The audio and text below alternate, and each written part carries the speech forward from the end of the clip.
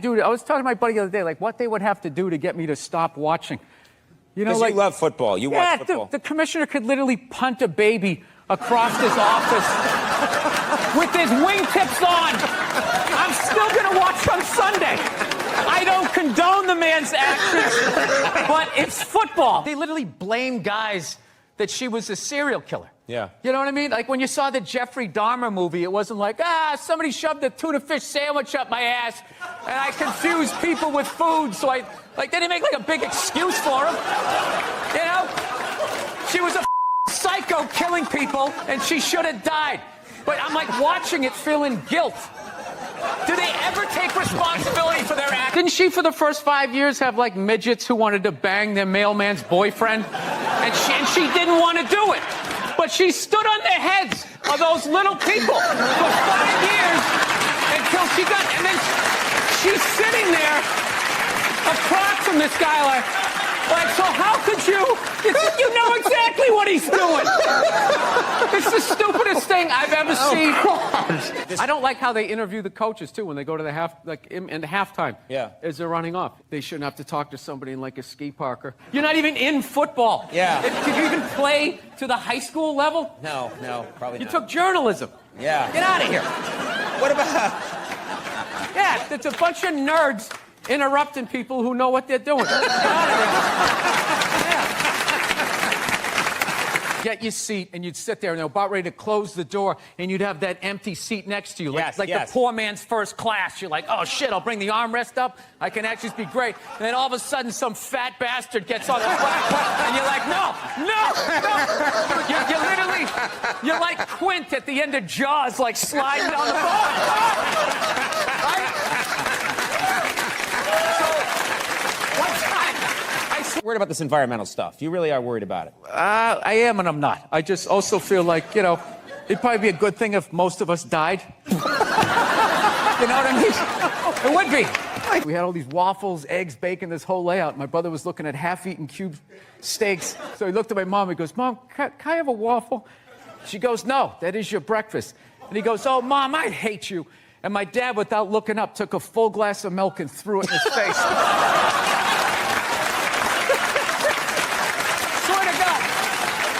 This is what kills me. What kills you? You know how I would do it? What? I would randomly sink cruise ships. Yeah, what? Why would you randomly sink cruise ships? Because you'd get like 2,500 to 3,000 people a whack, right? And I think it's a good mix of people to get rid of, to be honest with you. They're not interested. What happens? Holding up a sign of somebody that they either know that's dying of cancer or died of it in the middle of the game. Trying to watch a game here. You know, no, there's a time and a place. Look, I know somebody that has died of cancer. I would never go to the movies with you and in the middle of it hit pause and be like, oh, by the way, Conan, I know this guy. He died of cancer. It was horrific. I could have lifted him when Bruce became Caitlyn. That was like a national news story. Dude, you shave your beard off. People were like, oh, my God, that's your chin? Wow. This guy walked out a dude, came back a woman. You're just supposed to be like, oh, yes, anyways, Caitlyn, that's all I was saying. I miss that guy. I miss him already. He should have told us. He should have given us a chance to say goodbye. I watched him on the Olympics. I watched him on Chips. I watched him on that horrible show my wife watched where he just walks around in the background. There are women that waited 22 days at Best Buy. They waited 22 days. And what did they get? What do you think they got? I don't know. They got trampled. Yeah. The thing is, if you're gonna go there, yeah, you don't get trampled grabbing your wig, you know, suspenders flying off. It's so sad. To do what? Get an above-ground pool for $30 off? There is nothing in Walmart worth getting trampled over. There's nothing. It's process. Hop out of the line and you wait till that first wave or two falls down, and then you go over the top like Walter Payton back in the day. Roll out of it. But even then, even then, you got to know where to go in the store. Like, where is the thing that is on sale, right? Where are those mint Milano cookies or whatever they have that you're going to make a beeline for?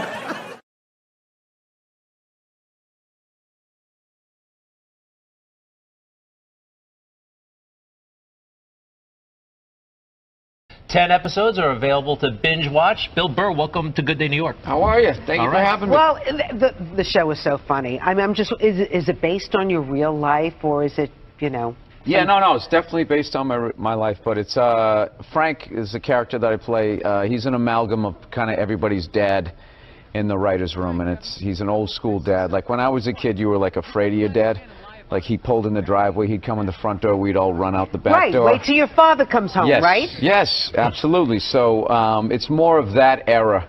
It's not this, you know, era now where your kids are like friends with their dad. I was like afraid of my dad. Not in a bad way. Like, I just knew that, you know, when he came home that things were going to fly. Yes, your behavior. We used to shut the TV off and like pick up books pretending to be like reading. And I remember he used to, like, you know, if he was in church, he had like the loudest snap. And if you guys were talking too loud, he just bam like that, and everybody just shut up, and then you knew you were going to get it later. You mean get it? You know, it's fun. You get on stage, you talk about topics that are kind of taboo, but you make them really, really funny. So your Christian background is part of the show. Or at yes, least and I wanted to talk to you about Jesus after this. Well, the only reason why I bring it up is some people thought maybe you went a little too far. You know. As far as what? Well, they thought that maybe you were being disrespectful to the Christian religion. Who did? I'm telling you, you need to Google. Oh, good Lord. So did you feel you were being disrespectful, or just you were just having fun with some of the crucifixes and stuff like that? I don't even know what I mean, we did maybe 2 jokes about that. Yeah, exactly. Don't you think the Catholic Church went a little too far? More so than my cartoon. All right, listen. A couple of jokes. I know this is a morning show. You can't bring up all those crimes. You know what? Technically, they just sort of kept moving them around. You know, like those killer whales at SeaWorld. After it kills a trainer, they'll then move it up to Seattle. They don't give them their background. All right, I'm not totally following, but I don't think I want to. You know what I'm talking about? It's a morning show. I understand. I came on. Positive. That kid missed the graduation, and then it was a feel-good story. It was a feel-good, and we want to leave. If you want to feel good about America, you watch the morning shows. You don't watch this, you know. And we were joking earlier. If that kid's story about the graduation was late night, that would have been a whole different story. What do you think? He's still missing. We can't find him. All we found was his hat. But you watch in the morning. It's great. It all worked out. He got his own personal graduation. Like, I was in such a great mood. Look how yellow this couch is. It's like the sun. So F is for family. I mean, it's really politically incorrect before politically incorrect was even a term. Yeah, and I think, you know, a lot of that stuff. What you were saying earlier, you talk about taboo subjects. It's like, nothing I really talk about. It's not that people aren't talking about all of this stuff. It's just that it's sort of a way that people talk when they get on a stage or something like that. But it's not like, you know, people they laugh because they're already talking about it, so it's not that big a deal. We all have dark thoughts sometimes, but you go there in public and you do it, even though it's edgy, kind of make it safe in a way. Yeah, well, what's going to happen? I'm just talking. I mean, it's not like I'm not doing anything insane. I will tell you, though, I did stand up here 2 shows last night, and I cannot believe New York crowds now. Why? It is so like, oh. They were doing that during the show? I moved here. I remember when I moved here in '94. It was, you remember Alphabet City? You were taking your life in your hands, and it was like junkies and stuff like that. So it was just really like a lot harder than to like even like impress people. And now, I mean, I don't know. Again, the good old days. Yeah. Anyway, you know what? They don't even call it Alphabet City anymore. You know that? They call it like the Lower East Side. Things, gentrification, whatever. Was that offensive to illiterate people? Anyway, this town has changed. F is for family. Obviously, Netflix and the people who watch it love your show. Were we able to find a clip that we could clean up? No, we got something. We got something. Found something. Wow. Might be a couple of beeps. Check it out. Is this just the intro song? Not hamburger assistant again. Why can't Mom make dinner? Ask her. She's the one who abandoned her post. Now after doing all the lady work, I gotta leave to go do some man work. And is anybody gonna get me flowers and tell me I'm beautiful? No. No one's out there marching for old Frank Murphy. He just watches the sands of his miserable life gather at his feet while his wife, the modern woman, throws on a pantsuit every morning and just... There's my worker bee. This guy really speaks to me. Good stuff, Bill. It's a little Archie Bunkerish, a little, right? Yes. Yeah, well, I mean, it is that time. And when we did, like, the 70s, we wanted it to look like how I remember the 70s, where Hollywood kind of always makes it look like everybody had a lava lamp and dressed like Ron Burgundy. This is more like the sort of Rust Belt Serpico 70s. Like, you know, anytime you see a movie about, like, the 70s, everybody has a car from the 70s. It was like, there was, you know, people didn't have money. They'd have a car from the 60s. So if you look, there's a lot of... That's one of my favorite things to, like, pick out what car they're going to have. Like, Frank drives, like, an old, like, Ford Galaxy-esque type car before Ford comes at us for money. You're right, though. Movies from the 70s, they overdo it. They all overdo it when they're going retro, right? Well, they make it seem like when the Pacer came out, like, everybody thought that was a good-looking car. It was a weird car. With the big window? Yeah, me and my mother looked at it. That is the ugliest piece of you-know-what I've ever seen in my life. But they made it seem like everybody in the 70s had, like, a lava lamp and thought that was a good-looking car. So, Bill, do you Google yourself? Because I was, like, Googling the show. No, God knows. I was Googling the show. I get trashed enough on Twitter. Do you know when I did the show last night? This is how, like the millennials are, right? Somebody, I was wearing this exact same thing. You know, I'm on the road, so I got a nice stain on my shirt. So I was wearing this exact same thing. I go on Twitter, and somebody wrote, you know, Bill Burr last night dressed like an out-of-shape Jerry Seinfeld. What? So, like, yeah, I wrote back. I can't say what I wrote back. I wrote back. You did? So-and-so. Yeah, it's like, why don't you heckle me when you're there? But why would you even respond on Twitter? Everybody is sassy online, not in your face. Sassy. Why? Exactly. This is New York. Back in the day, I would walk on stage. Someone would have said that, and I would have had to fight my way out of it, and it would have been a tough set. And this person's just, everything's like so covert now. So I feel bad because, by the way, you're ripped. Huh? You're in pretty good shape. But why respond to somebody who's being negative to you on Twitter? Because it's fun.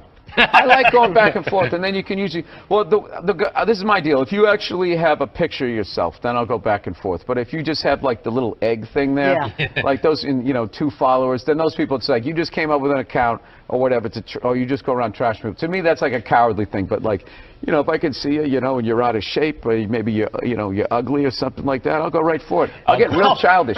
Growing up, by the way, with the mother with the hairbrush and the dad, where was that? Where'd you grow up? I grew up outside Boston, Massachusetts. The safe suburbs of Boston, Massachusetts. Because ever since Good Will Hunting, everybody thinks, you know, you grew up in Southie and you stole cars and you asked people about apples. They overdid it too, didn't they? Yeah. Let me ask you about your Christian background. No, nobody overdid Southie back then. Like, I'm just saying I was not that, you know. I was more of a, you know, cul-de-sac street hockey playing kid. Bill Burr. F like is the for moon. family. There you go. F is for family on Netflix, out right now. He'd be a little more comfortable if he threw some trash around the studio, right? He misses the old New York, and you're not the only one. I want to meet those religious people that got upset, and I want to quiz them on their religion. All right, we'll talk about, why did I bring that up? Bill, why did you bring it up? I'm sorry. It's a morning show. It's supposed to be an easy one. You know what happens? 9 o'clock, it all becomes daytime, so you got more license. Bill Burr, thank you. Thank you for having me. Sean Connery died. The great Sean Connery. Yeah, my favorite James Bond of all time. Yeah, and he was getting a proper send-off for about 8 minutes on Twitter, and then the first hairy-legged white chick shows up, right? And she's just got to be like, really? Really? Are we really going to celebrate this man who advocated the hitting of women? It's like, first of all, he didn't advocate hitting women, okay? He just said, you know, every once in a while, you give him a little slap. Yeah, give him a little back of the hand. You remind them who's making the box office. You reset their hard drive. That's all he said, okay? Yes, it's a crazy statement in 2021. 1976, you know, it's not good, but it's not crazy. Right? And he's born in 1930. You got to put the shit in historical perspective. You ever watch? I love old movies. You ever watch movies from the 30s, 40s, and 50s? Yeah. Anytime a woman even has heightened emotion, there's some guy like, get a hold of yourself, see? Yeah, go make me a pie. Put it on the windowsill. Right? That's what he grew up watching.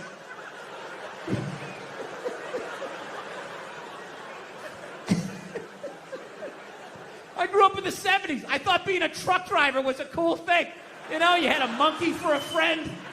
You're going around, chicks showing their titties. I thought that was the world. I had no idea. That's what I was watching. my thing is okay, so if you're going to cancel all of these fucking dead guys and you're going to shit all over them after they're dead and they can't defend themselves, why are you only going after men? You know, what about all the horrible women in history?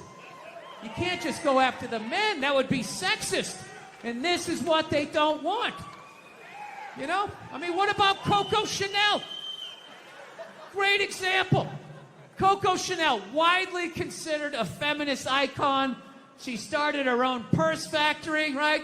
The 19-teens or 20s, whatever the hell she did. I can't imagine the sexism that she had to deal with, you know? An amazing accomplishment. Hats off to her, right? However, she was also a Nazi sympathizer. Yeah, that's like half her fucking Wikipedia page. Just sitting there, waiting for someone to read it. Right out in the open, nothing. So evidently what happened was, in World War II, old Adolf came rolling into town, okay, with his tanks with the Porsche engines in them, took over the town in like fucking 90 minutes.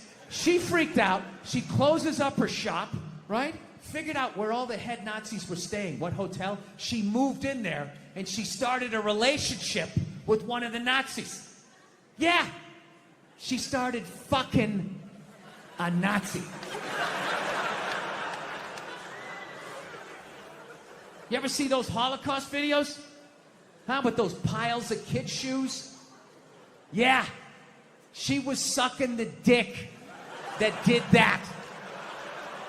Now, just to refresh my memory, what did Sean Connery do again? Oh, you know, every once in a while you give him a little slap. That's what he did. She's sitting there like, hey, Adolf, what's going on?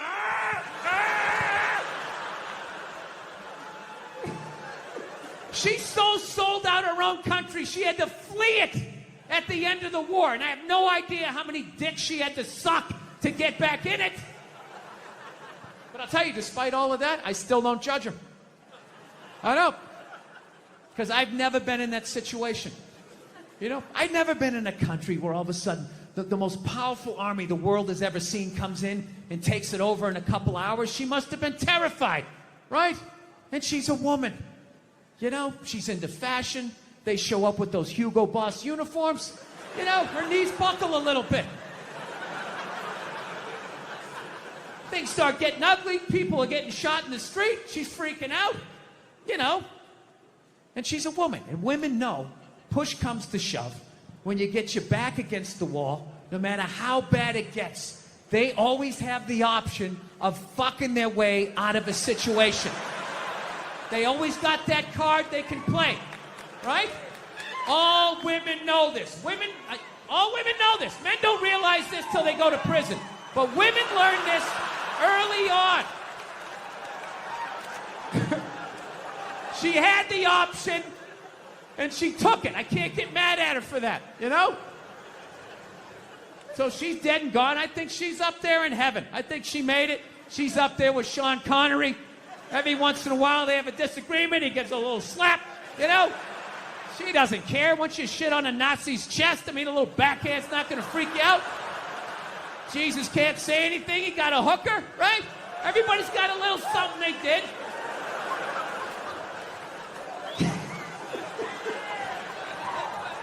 Yeah, there you go. So, still buy your Coco Chanel. She's still a hero. She was a victim. She was the victim of that time. She was frightened. She was scared. She didn't know what to do.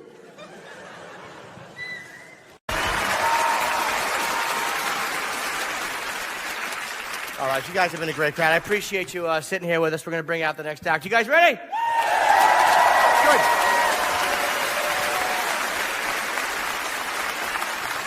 Your final comedian of tonight. You guys all know him. He's hilarious. You've heard him numerous times on the Opie and Anthony show. Show him some love, Bill Burr.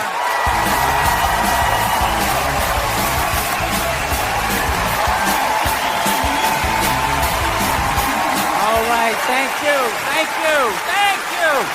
Jesus Christ. Thank you very much. How are you?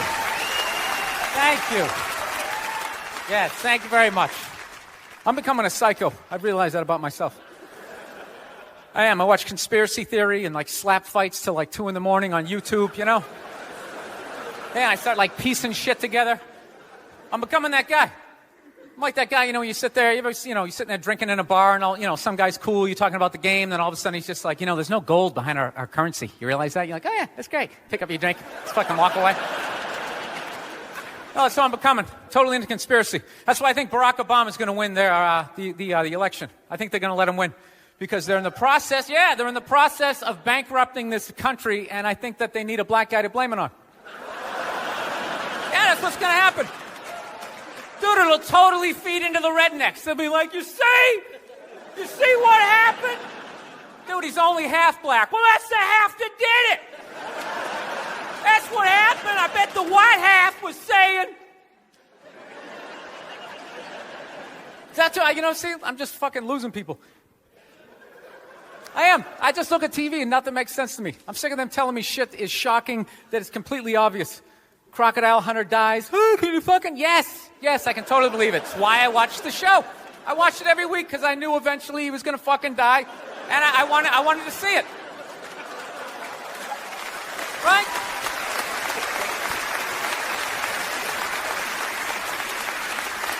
Oh, I like that dog, the bounty hunter video, or the phone message he left. You know, people are like, can you believe he left that racist message? It's like, dude, look at him. Look at him. Some redneck with a mullet down to his ass. He drives a pickup. He's got the gloves with the fingers cut off. Yeah, who would have thought he had a couple of fucked up ideas rolling around in his head, you know? Dude, you know what would have been shocking? If he could play the cello. That would have been shocking, right? Yeah, then you'd be sitting there like, goddamn, look at Doc. Here it is. I thought he was some racist on his way to a steak and shake, and he's busting out a little Beethoven. God damn, I owe this guy an apology, you know? God, I'd love to see his iPod. I can't imagine the eclectic mix of music. There's so much time I spend alone on the road, man. I actually spent so much time alone on the road, I actually like contemplated milk to the point I can't even fucking drink it anymore. Sitting there drinking, like, man, this stuff is great, tastes awesome, you know? Then I started thinking, it comes out of the carton, and I just did the police work, it comes out of a cow, and I'm like, I am fucking suckling from another species. We have such a crazy relationship with cows. You ever think about that? No, you can nurse from it, you can eat it, right? You can tip it over when it's sleeping, but if you fuck it, you're going to jail.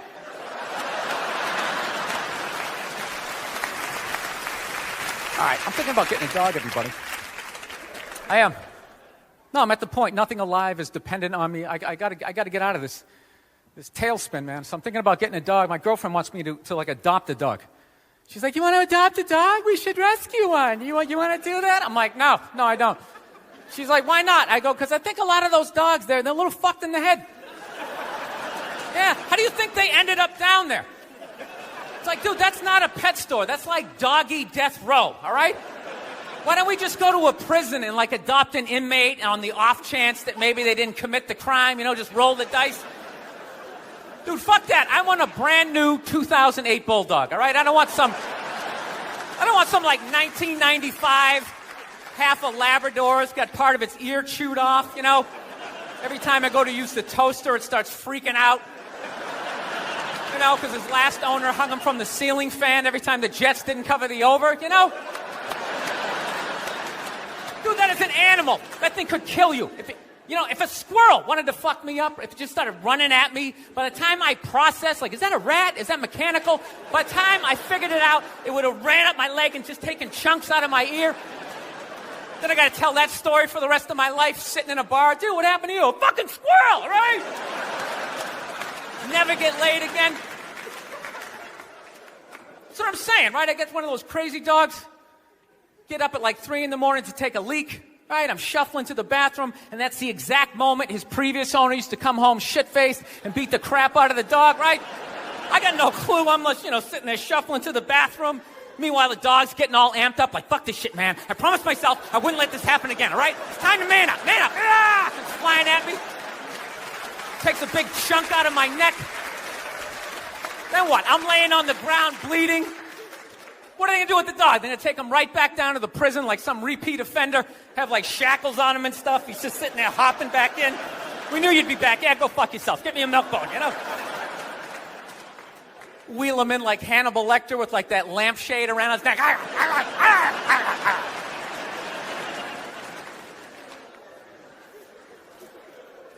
I got to work on my temper, though. Something I really got to do.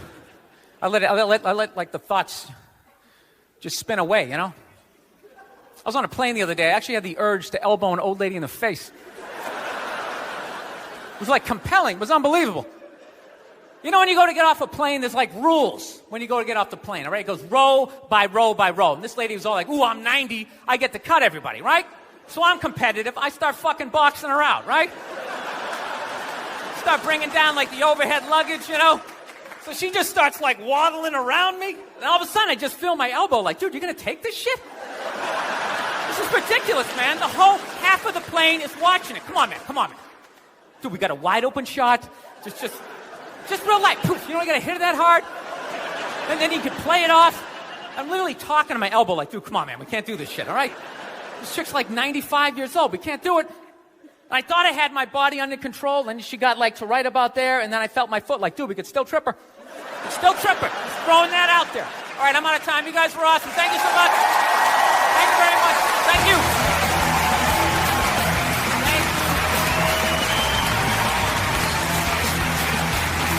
Bill Burr, a round of applause for Bill, man. Great.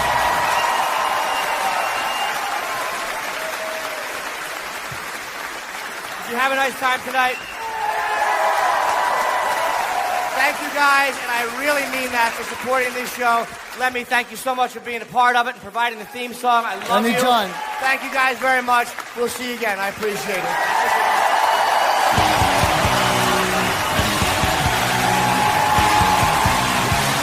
New York has the power and the money, and Washington, D.C. gets the notoriety, and Boston and Philly got a little chip on their shoulder. Like, it's almost like we'll show you. Like, the media's tough. The media's... That's a bunch of crap that just the media came up with. Like, they always sit there going, like, Boston and Philly feel inferior to New York City. I wasn't sitting there going, oh, I like the John Hancock Tower, but have you seen the Empire State Building? Oh, what I would do to kill for buildings like that. I didn't care. You know something? Once I saw the whole Baker Mayfield thing, once you get your opinion, you're like crazy with it. You just won't back down. You had a pro athlete sitting here. Right here. Yeah. Got right in his kitchen. You're gym class Jerry over here arguing with the guy like you got drafted too. It was ridiculous. And then I see this play right here. Now watch this, Baker. And you throw a touchdown, and instead of... Now, I don't like this. I'm going to tell you right now. How come you're not... What? Where are you going? Where are you going over there? Our band is over there. Our student section's right there. And then straight back to our sideline. What about your teammates? Did you watch the rest of the game? I watched the whole game. You did? So you saw me celebrate with my teammates like the 3 touchdowns before that too? I don't like that. Oh, okay. You want me to be a soft, one of those Twitter tough guys? When guys come and sit on the couch, I go right after them. Don't you respect me for that? No, I don't.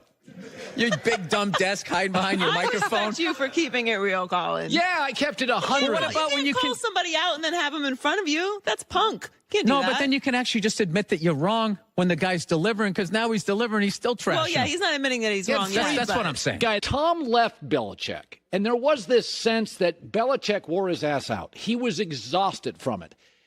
If you had to pick... Oh, my God. Are you going to go Real Housewives on me here? Well, I'm saying. You weren't in the locker room. You don't know what happened. Who did you talk to? I'm American. Some other guy who never played professional sports by the water cooler? You don't know what happened. I heard you have a terrible theory, and I want you to say this. So your theory on Boston is, let's just wait till LeBron's old. You don't want to be aggressive and get players. I didn't say that. What did you say? You got misinformation. What did you say? Well, why would you say I have a horrible theory without checking with me first? It's like you already threw me under the bus. Well, I get it. You got a big desk. You seem so reasonable. Our Patriot fans, like, it's so funny. With the Red Sox, it doesn't matter how great you are. I just love how you go into questions. Okay. So just you seem so reasonable. Okay, what unreasonable Boston person are you going to trash this time? Okay. So with the Red Sox, we're discussing politics. Well, let me finish here. Okay.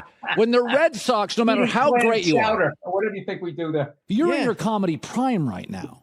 Like this is you got about 8 years left. How do you judge that? Because your energy level is high. You're nimble. I mean, dude. And what do you do? I'm not like an athlete. I'm going to blow out an Achilles and I can't write a joke anymore. If I blow out an Achilles, that's 20 minutes of material. I think it's easier to be funny in lousy weather. Seinfeld calls it the comedy jet stream. Seattle, Minneapolis, Boston, New York. Nobody's funny in Phoenix. Nobody. What are you talking about? David Spade is from Phoenix. Only funny guy ever from Phoenix. Huh? That's the whole. Nice recovery. In the whole world. I only have 2 comics on this show, Bill Burr and David Spade. Nobody funny in Phoenix. But half your comedians you put on this show are from that state. No, I banned them. No matter how great a Red Sox you are, when you leave, you get trashed by ownership. It doesn't matter. Manny, Schilling, it doesn't matter. No more. But Patriot fans are okay rooting for Tom. It's like 2 different fan bases. The Red Sox fans, the minute you leave... They're not. They're the same people. It's the same city. Do you think they ship out all the Patriots fans during baseball season? 2 comedians I bring on the show, David Spade and Bill Burr. And he's a football fan. He's a Patriot fan. He's got 2 things right now. F is for Family, 3rd year on Netflix. That's good, because that's good money over there. Yes, sir. It's excellent money. Yes, it is. A lot of money. Jesus, what are you trying to do? You trying to get me some gold digger to go after me? Here we go. Let's relax. We're very you wouldn't know that we like each other. Let's try to tone it down. No, I'm not. I'm just. No, I know what happened. You came right at me just saying my theory stunk. I'm just here to promote a cartoon. I'm a dancing monkey today.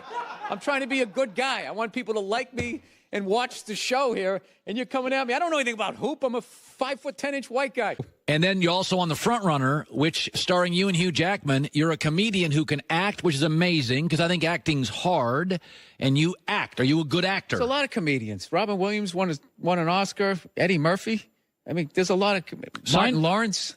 There's a lot of good comedian actors. I got like 8 lines in a movie, dude. You're acting like I'm doing some Daniel Day-Lewis stuff. My left foot. And Brady left the system and went to Tampa and won. I'm like, that's good for the performer. He means more than the system. You're a performer. I'd root for you over Caesars. Do you lean can a little Boston of you look at Tom and go, he kind of stuck it to the system. The guy beat the system. Oh, this is such a Real Housewife question. Is his victory somebody else's defeat? Well, let me ask you this, though. If I said... Yeah, come up with another, I don't know what the hell, Real Housewives reason. You know what I heard? He told me he had to pull up his socks. Tom didn't like that. You're talking to America's honesty broker. I got a lot of sources, okay? So... Oh, yeah. I always love when somebody tells me how honest they are. You going to sell me a car now, Colin? Are you from Southie? No, that's a Goodwill Hunting question that I've answered for 15 years, ever since that movie came out. Are you good at math? Do you like apples? Where are you from in Boston? I lived in a safe suburbs. Saugus? Wait, do you really? I would like to know. Look how beautiful you are. Look how beautiful. You know how many psychos are out there? I'm not going to tell where I live. No, I feel like what's your social security number? I don't know what it is about Boston, guys, but Bill Burr is the voice of Boston and America. He's common sense. He's smart. He's a great comedian. He was just in The King of Staten Island. It's now available on digital Blu-ray, and he is joining us via the Cowherd Global Satellite Network. Can we start by saying I am not the voice of Boston? Okay. I grew up in the suburbs. I'm not as tough as the guys, at least the Boston I remember. You hate Boston. I get it. You hate Boston, and you're I don't know what your deal is. I don't know what happened to you when you went to Boston. I don't know what happened, okay? But I am not their representative. I left more than a quarter of a century ago. I'm sorry you went on the Freedom Trail and you didn't get to meet Paul Revere or whatever they promised you. I've been battling with my girlfriend a lot lately. She loves to watch the Oprah Winfrey Show, and I love to watch her watch the Oprah Show. And then I wait for Oprah to say something that I don't agree with, and then I take it out on my girlfriend because I'm a jerk. So Oprah brings out her first guest, right? She gives her this huge intro. She's written a book, she's been in a movie, and she does the most difficult job on the planet. She's a mother. So immediately I look at my girlfriend, I'm like, really? Being a mother is the most difficult job on the planet? How many moms died on ice road truckers last season? You know, any moms get washed overboard on Deadliest Catch? No, I'm not trying to be disrespectful, but which job would you rather have? You want to scoop crabs up off the bottom of the ocean, hanging off some rusty tugboat, catching that trap to the back of your head every couple of weeks? Or you want to hang out in the sunshine with a couple of rugrats? You know, you can send them to bed anytime you want on some trumped-up charges. Yeah.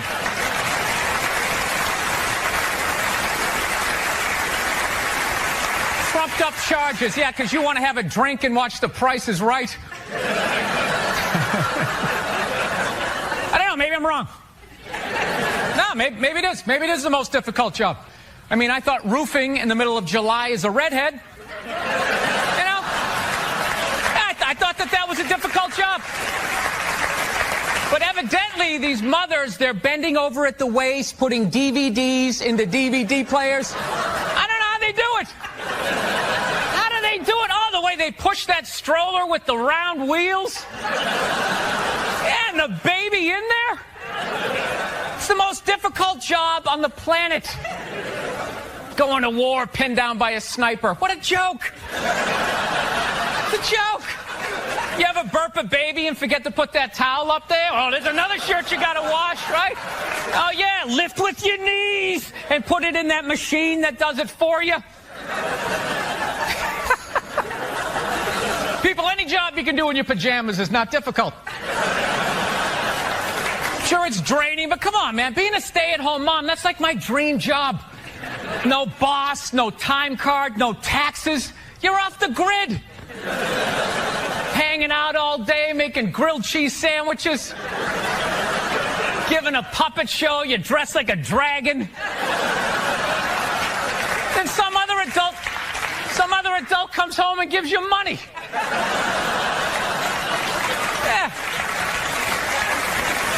You got to. There should be a high top bar here, like potato skins. It's very Applebee's going out of business. Yeah, you have like that. I don't know if it's me, but you're so happy. Sometimes it bothers me.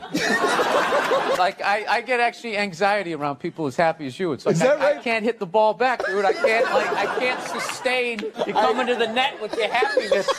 I'm just like, this is over. It's gonna smash it right at me. Hey, how you doing? How you doing?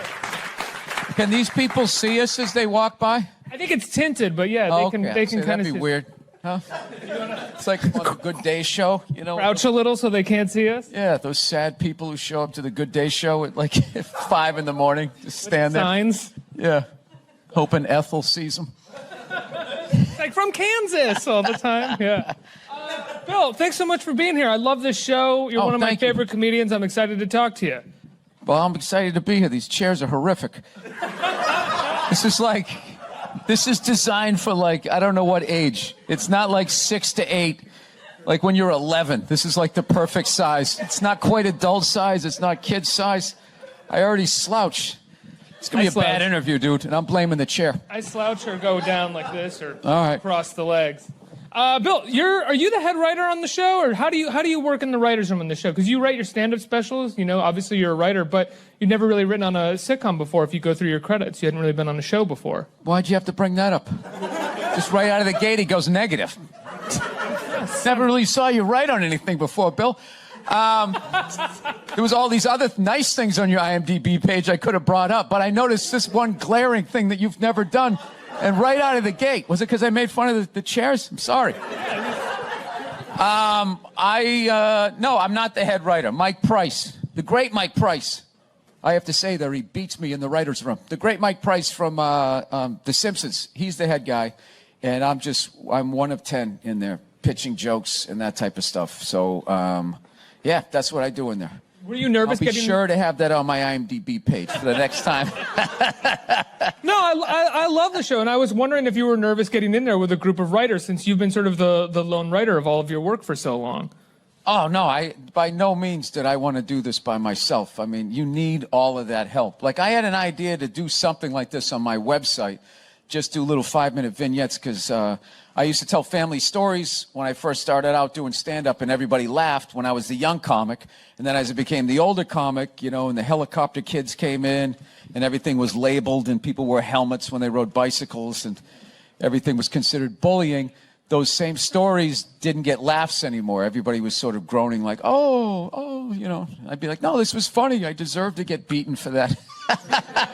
So that's when I decided, well, if I animate these things, and I'm a comedian, so I never did it because I have other jobs that I can do to make money. So it wasn't until I got with Mike Price, he turned it into a show. Vince Vaughn's company, too.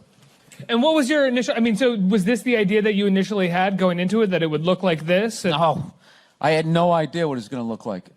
This was like, I actually decided to do a cartoon because you can get away with more. And also, I did like those one-camera shoots, and those people work like 12, 14-hour days. There's hair, makeup, and wardrobe. So I thought I was being smart doing an animated show, thinking, oh, this will be easy. You know, they just do a little Flintstone shit, you know? I'll come in and say a couple of goofy things into a mic, and I'll go back out, you know, go see a movie or something. And it's not quite how it works. So this alone, just trying to come up with the look of it, which you wouldn't think, it took us like, we spent like, I swear, it felt like 6 weeks on noses and eyes, because you have to have everybody look. It's a weird thing, like animation. Well, it sets up the world. Yeah, but you have to come up with like your race of like animated people, you know? So like the Simpsons have the mustard yellow people with the giant eyes. The Simpsons have like the Pac-Man heads. So you got to kind of come up with your own thing that hasn't been done before. So I hope we did. We try to have like we wanted the 70s look the way most of my friends remember it. I mean, the way Hollywood does the 70s is everybody looked like Ron Burgundy or the Bee Gees or something. And that was, you know, that was a group of people. And everybody drove a Pacer, which they didn't. I remember when that car came out, me and my wife was like, that was me and my mother. What the hell's wrong with me? So that was the ugliest piece of shit I've ever seen. Sorry. I went out to a diner till like 4 in the morning last night. I got into an argument over music. This kid was trying to tell me that the Foo Fighters were better than the Beatles, and I just couldn't handle that. Wait, what? Let's stick to this for a second, if you don't mind. Who the hell was arguing with you that the Foo Fighters are better than the Beatles? He said he didn't like the Beatles because they didn't. When I listened to their music, he goes, it doesn't make me want to get on an elliptical. Like, this is how this guy judges music. Like, it makes him want to work out. So, like, with that analogy, it's just like, hey, I don't like Mozart because it doesn't make me want to grab ankle weights. You know, I don't even, and like an idiot, I actually argued with this person. Like, they're that far down the boulevard. Like, I was going to bring them somewhere to where I was. And my eggs were getting cold, and I stayed in it. It was such a waste of time. It's just one of those days you wake up at like noon hating yourself. Like, I'm decades beyond having these things happen to me, and I still do it. How did you argue with that? If it started there, how did you argue about it? Loudly upsetting other people. I vaguely remember saying to some guy there, like, because he was giving me shit for how loud I was being, I finally said to the guy, go, dude, who the fuck orders spaghetti at a diner? And I didn't hear another word out of him, so I was proud of that. The one person who's excited for the huge menu orders spaghetti? You know? Yeah, at some point I was going to make a point here. That's why I keep looking at here, and I just realized I'm blocking myself out of the camera. I love that you have the jib camera for this, like it's an action movie. Let's swoop in at these two guys sitting in these unbelievably small chairs. I literally feel like I'm going to fall onto the floor. This is insane. You really went all out with the audience, though. They got full-size adult chairs. Are these like from the 20s before they had like horse tranquilizers in our food? When everybody was like 5'1"? Yeah. Wait a minute, do you own Fab TV? Yes, how do you know that? Because you're so friggin' dressed down. You just had that vibe. This is how CEOs, like, I knew it. I was just like, this guy's not dressed like a reporter. I had to take my host out. Your cameramen are dressed better than you are. I knew it. I was just like, this guy's not a reporter. Didn't even know the name of the show. Wow. Well, you know what? Take it as a call. I wanted an interview. I'm like, no, I got to be in with Bill Burr. You're one of my idols. So who was you supposed to interview me? Okay, here. Unbelievable. What is that? Oh, there you go. Now it looks like an interview. You know, Mr. Burr, you know, how does it feel? Okay, well, these are the first 3 movies I saw. I saw For the Love of Benji. Yeah. And then we saw Scarface. She didn't know what it was. She knew it was like a gangster movie, but she thought it was like, you know, like Kojak or something. And if she wanted to leave then, I would have, but she didn't. She just is very reserved. She's just kind of like, maybe this will get better. Like, she just... Hey, how are you? What's going on? Nice to be here. I thought this was over by 7. I'm a stand-up comedian. I tell shit jokes around the country. It's what I do. And I got to be honest, like, I don't know much about writers. You know, I used to think you guys were a bunch of nerds who couldn't hold up your end of the conversation, you know, with strange shoes. I did. There was going to be yet another pilot that was going to fail. I'd just be sitting in a coffee house trying to talk to these writer, and it just would never connect, you know? So I always end up just staring at their shoes, but like, I don't know. I've always been like an idiot. And, no, I did. I used to think like a pony was a little horse. And there was these people down the street had this pony for like 7 years. And one day I said to my mother, I was like, when's that pony going to become a horse? So, I don't know. I didn't understand what you guys did. Like being in a writer's room. I never really understood like what a fucking hell it is. And the last 2 years of my life, I've spent it in there. And like, I've just never contemplated suicide more times in my life, you know? Every time you get that note, like, you know, I don't think we earned this moment. This isn't in our palette. Like, well, who do I root for? I just always just think, you know, there's always that sweet option. We're on like the 8th floor. I just think it. I think I could hit my car, you know, maybe land right in the driver's seat and be poetic. No, I do. Just sitting in a writer's room all day. I come home, I just stare at the wall. I can't hear my wife's voice.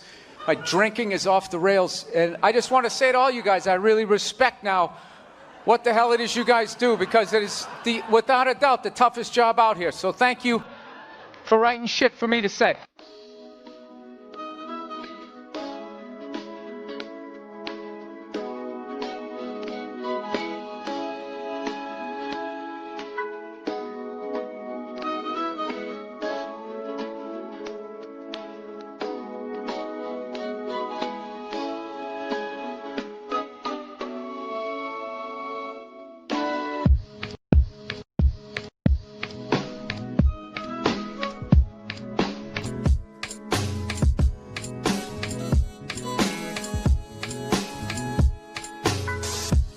Sick of Obama's wife.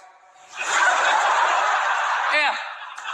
This isn't some Republican rant either. It's just kind of first ladies in general. You know, I don't know what it is. All throughout my life, with each presidency, like these first ladies, they've just gotten more and more like chatty. You know, more and more chiming in, like leaning into the frame, spitting out their ideas. It's just like, well, why are you talking? Right? You weren't elected. Shut up. Your husband's not running a lemonade stand here. He's running the country. You don't just chime in. Let me guess, is this considered sexist? It is? Why? Well, okay, you just nodded there, lady. Let me ask you this, all right? Let's say you had a leak in your house, okay? You call a plumber up. He shows up.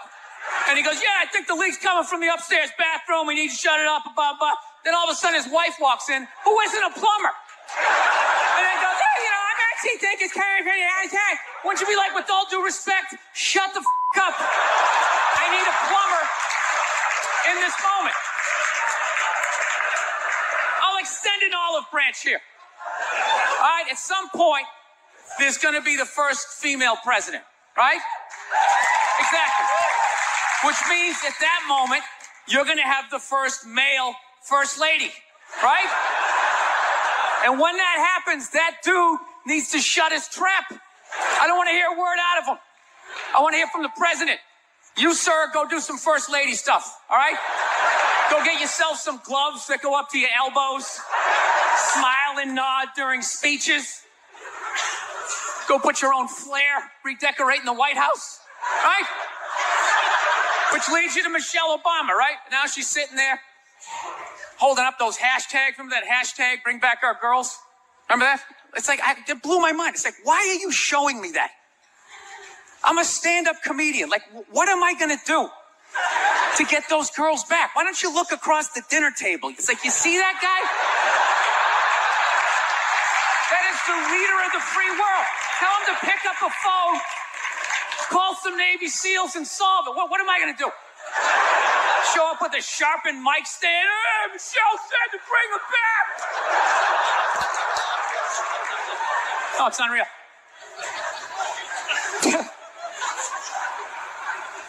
I'll tell you what kills me. Hillary Clinton might run.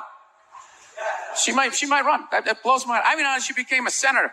She went from being the president's wife to being a senator. Just like that. Lateral move. That's like Tom Brady's wife becoming the next quarterback of the Rams. It's like, what, you hanging out? You just pick it up? I sucked at sports, and then I banged Tom Brady, and I don't know what happened. I just picked up a ball. I started lacing it. I'm leading receivers. It was incredible.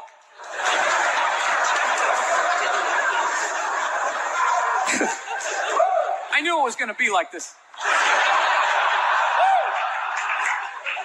You know what's funny? There's actually people out there that think a woman being president is actually a good idea. You know?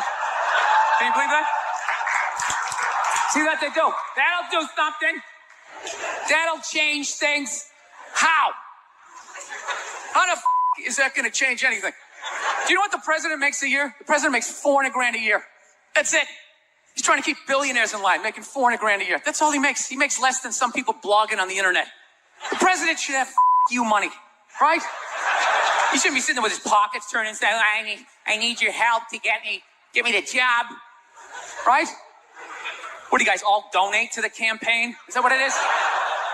So I got a dog recently. That's a big thing in my life. I went down to the pound and I got a free dog. That's how I say it. I don't say I rescued a dog. All right, it's obnoxious and it's not true. Sick of people doing that. She's a rescue. Yeah, I rescued her. Really? Did you pull her out of a burning building? My girlfriend actually, to be honest with you, got the dog while I was traveling. I was in a different state. My girlfriend got us a dog. Classic female move, you know? That's just a 10 to 15-year commitment. Why would you include me in that decision?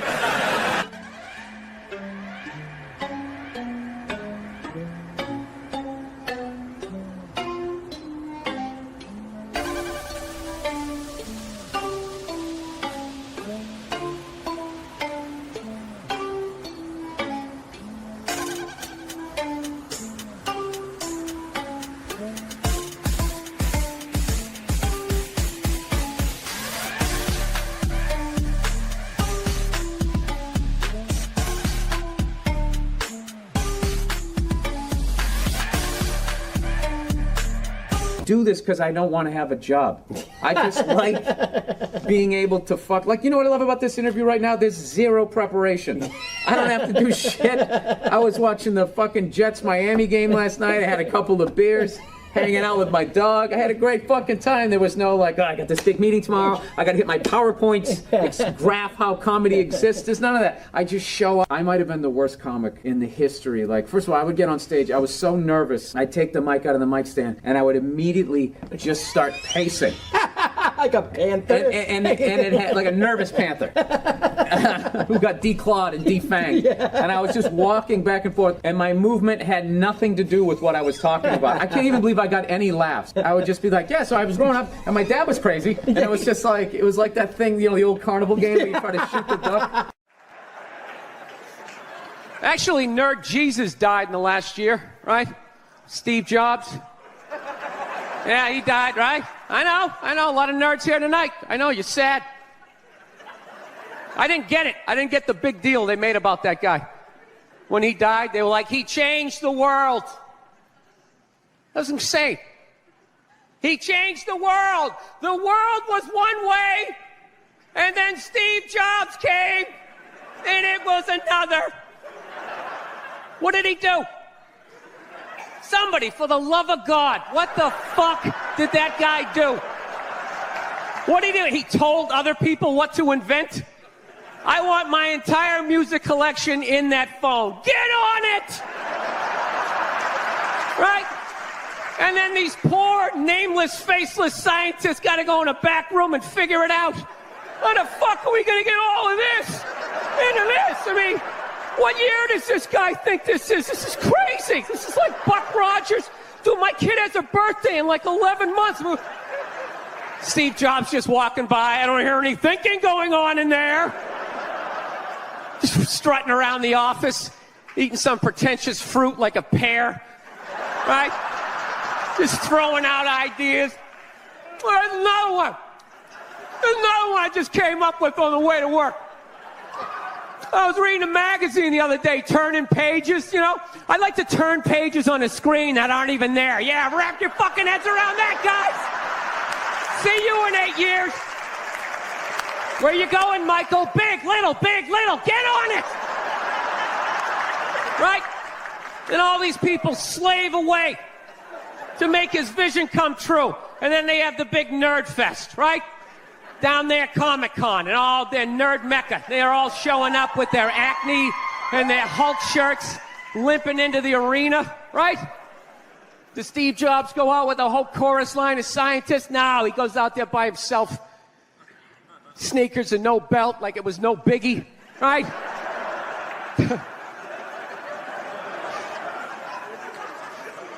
like he's Tesla. Tapping into the atmosphere. I know, this is always uncomfortable. I know, you bought into it, right?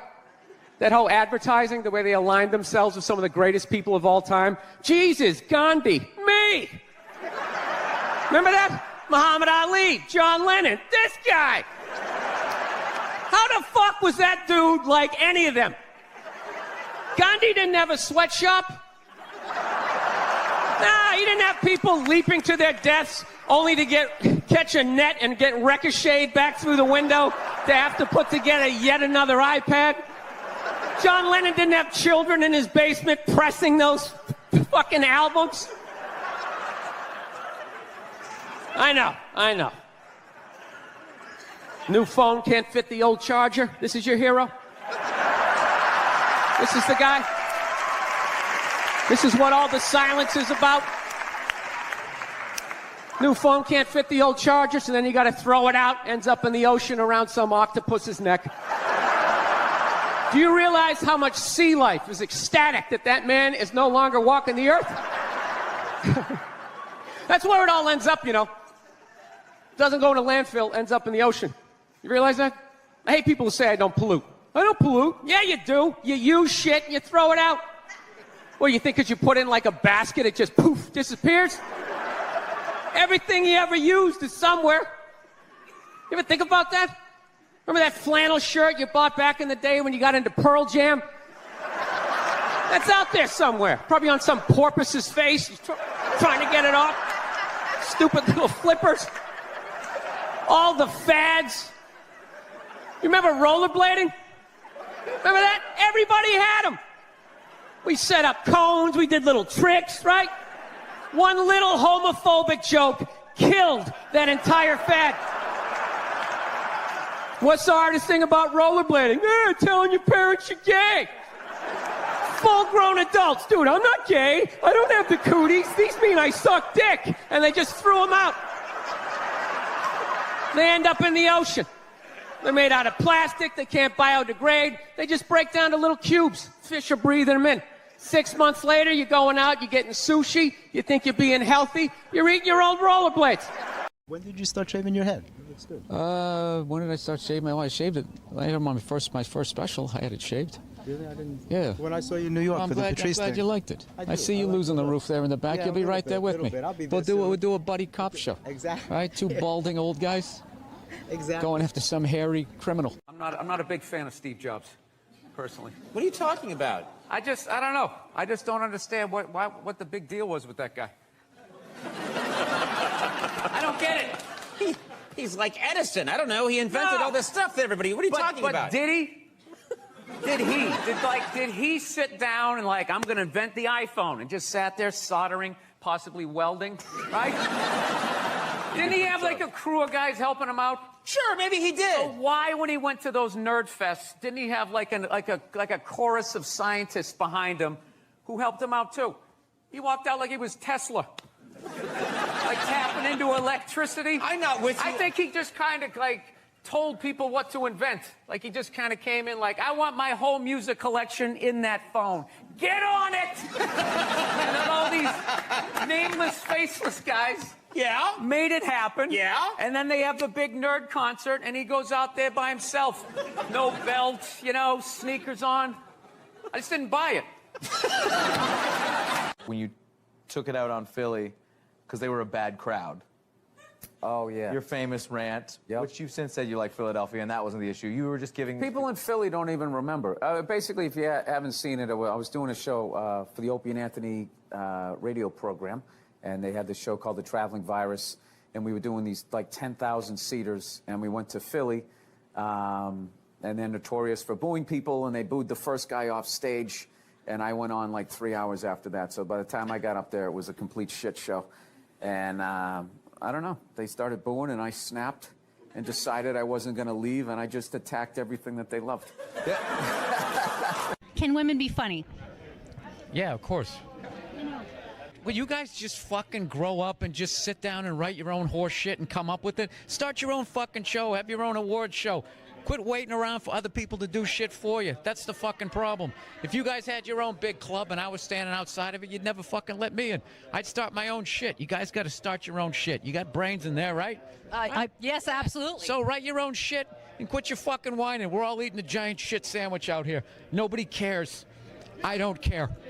Well, when was the last time you went on stage and you killed so hard the person after you bombed? If you're fucking doing that on a regular basis, people are going to notice regardless of what you have between your legs. Yeah, at some point I was going to make a point here. That's why I keep looking at here, and I just realized I'm blocking myself out of the camera. I love that you have the jib camera for this, like it's an action movie.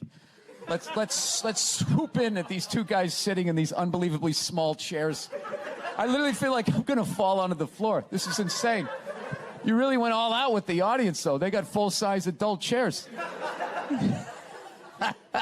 Are these like from the 20s before they had like horse tranquilizers in our food and everybody was like 5'1"? Yeah, And nothing making you mad? Nothing. Oh, things upset me. Yes. I don't know. I don't want to... Look, I fly a lot, and there's this whole new thing of generation of people that take their socks and their shoes off on the plane. You got to look at their smelly feet, and then they'll literally stand up and they will walk into a commercial airline bathroom. Yeah, use it and then walk and sit back down again. That's not right. Yeah, if I was a dictator, those people would be eliminated.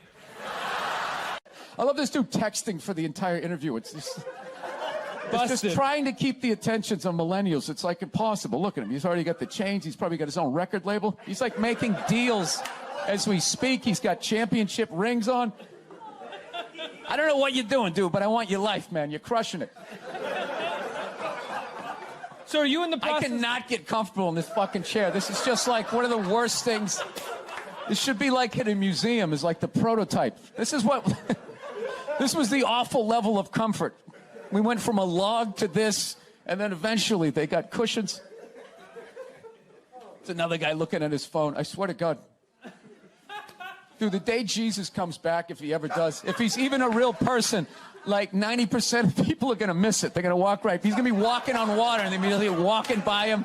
They're not even going to see it.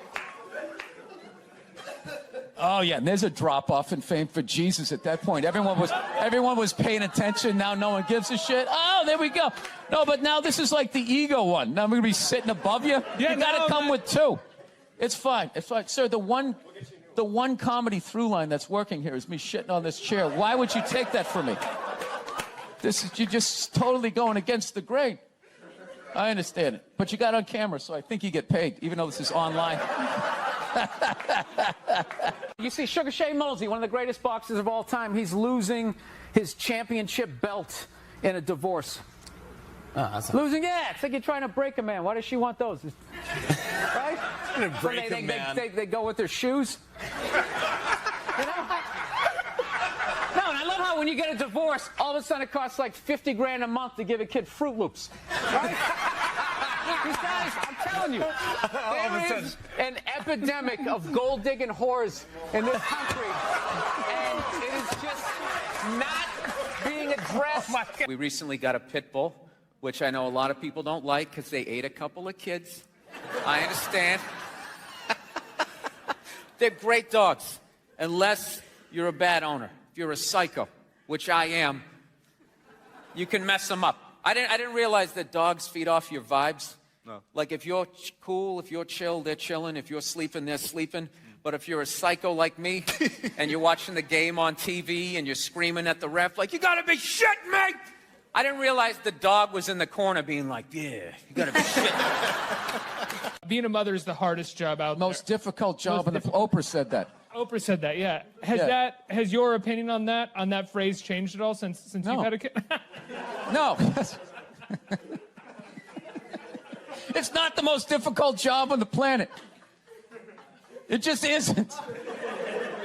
Dude, I did roofing in July. As a redhead, I almost died. There's people that work on like oil. What was that movie that guy made? The fucking, they drill oil. What is it? There Will Be Blood? There Will Be Blood. Out in the ocean, they would drill. I can never remember the names. Mark Wahlberg was Deepwater Horizon, yeah. Those guys were working on an oil rig. The fucking thing blows up. They're on fire. They got to jump into water that's on fire. Salty water into their wounds. You got to swim out of that oil and fire and then tread water, praying to God that the Coast Guard is going to get there before the sharks do. Now talk to me about a toddler. Oh, he was so fussy today. He wouldn't eat his peas. So what's up with all these white kids now walking around trying to act like they're like gangster rappers? It's irritating. It's like everywhere I go, man, I figure I'd just be here in the city where you got a good mix of people. I'll be like in the middle of Kansas, though. Like the whitest state ever. There'll be some howdy-doody looking white kid like me. I'm thinking this is one of my peeps. Somebody I can have a conversation with. All of a sudden, she's just like, yo, what's up, kid? What's up, kid? I just want to be like, nothing much, Brad. You keeping it real in Wichita? How the fuck are you going to be a gangster in a state, say, like Nebraska? What do you be like, all hardcore about your crop? Just in there, yo, shit was crazy, you know what I'm saying? My fucking corn wasn't wrong. My fucking scarecrow was tipping over and shit, you know what I'm saying, son? I just want to be like, dude, you're white. Go to the Gap, give into it. Buy some Dockers, and come home. I've been going to gun stores, and... Oh, my God. And these rednecks are all telling me the same thing, because I didn't grow up with guns. So they're just going, all right, you never had a gun, you want to get yourself a shotgun. It's got a great spread. That's what they keep saying. It's got a great spread. You don't even got to aim it. You got a problem, you just sort of whip around. You get the guy, right? I'm sitting there, I'm like, dude, I just want to shoot the guy. I don't have to do like a bunch of drywall work.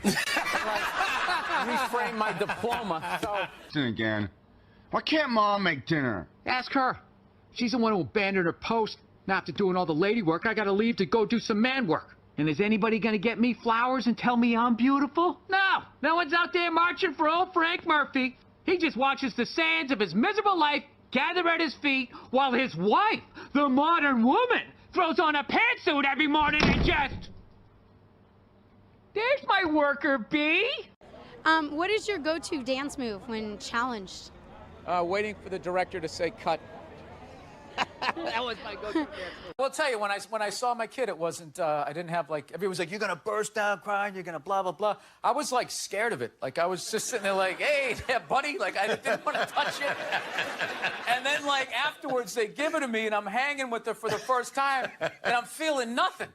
And I literally put my head down on the bassinet. I'm going, oh my God, I'm a serial killer. Like I don't feel things. Fool yourself because I was like Googling the show. No, God knows. I was Googling the show. I get trashed enough on Twitter. Do you know when I did the show last night? This is how like the millennials are, right? Somebody, I was wearing this exact same thing. I'm on the road, so I got a nice stain on my shirt. So I was wearing this exact same thing. I go on Twitter, and somebody wrote, Bill Burr last night dressed like an out-of-shape Jerry Seinfeld. What? So like... Yeah, I wrote back. I can't say what I wrote back. I wrote back. You did? So and so. Yeah, it's like, why don't you heckle me when you're there?